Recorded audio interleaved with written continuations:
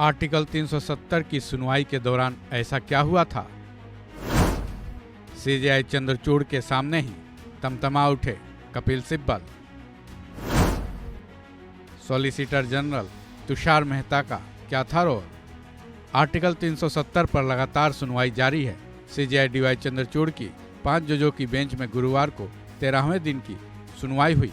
इस दौरान कुछ ऐसा हुआ कि आर्टिकल 370 के खिलाफ पड़ी याचिकाओं के याचिकाकर्ताओं के पक्ष से जिरह कर रहे senior advocate Kapil Sibal CJI DY Chandrachud की बेंच के सामने ही बेहद तमतमा उठे।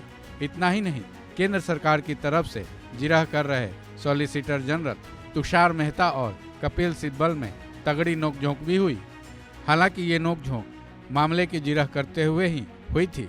दरअसल तुषार मेहता सीजेआई डीवाई चंद्रचूड़ के उस सवाल का जवाब दे रहे थे जिनमें सीजेआई ने पूछा था कि जम्मू कश्मीर में चुनाव कब करा रहे हैं और उसको राज्य का दर्जा कब दे रहे हैं।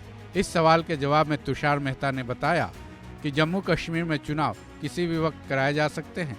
उन्होंने ये भी बताया कि ये फैसला केंद्रीय और राज्य चुनाव आयोग के हाथ में है, जिसमें उन्होंने सीजेआई डीवाई चंद्रचूड़ को ये भी दलील दी कि इस बारे में सरकार सटीक समय अवधि नहीं बता सकती है। वहीं जब सॉलिसिटर जनरल तुषार मेहता ने सीजेआई चंद्रचूड़ के सामने जम्मू कश्मीर की कानून व्यवस्था पर अपनी दलील दी और आंकड़े गिनाए, तो सीनियर लॉयर कपिल सिब्बल ने मेहता की तरफ से पेश किए गए आंकड़ों का कड़ा विरोध किया। उन्होंने कटाक्ष किया कि 5000 लोग नज़रबंद है, साथ ही वहां धारा 144 भी लागू है। ऐसे में धरना कैसे हो सकता है? इसके साथ ही सीजेआई डीवाई चंद्रचूड़ के सामने सिब्बल ने मेहता से यह भी आग्रह किया कि लोकतंत्र का मजाक न बनाए। साथ ही सिब्बल ने यह भी कहा कि इस कोर्ट ने एक फैसले में माना है कि इंटरनेट बंद था, फिर भी ये दलील दी जा रही है कि कोई शटडाउन नहीं था। फिर उन्होंने तमतमा कर तुषार मेहता से सवाल किया कि जब लोग अस्पताल नहीं जा सकते तो बंद कैसे हो सकते हैं।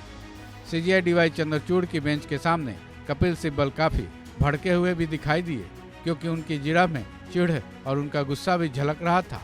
साथ ही उनके शब्द भी बेहद कड़े थे। हालांकि जिरह के दौरान मेहता और सिब्बल दोनों में जमकर नोकझोंक भी हुई।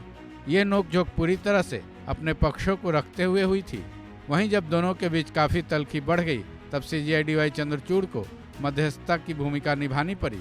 सीजेआई ने कहा कि आर्टिकल 370 पर सुनवाई की शुरुआत से ही हमने निष्पक्षता अपनाई है। इस मामले को हमने निष्पक्ष तरीके से सुना है, पूरी तरह निष्पक्ष भाव से। उसके बाद सीजेआई ने सिब्बल और मेहता से कहा कि हम अनुरोध करते हैं कि वे इसे समान स्तर पर बनाए रखें, जिसके बाद दोनों के बीच तल्खी कम हुई। इस खबर में बस इतना ही।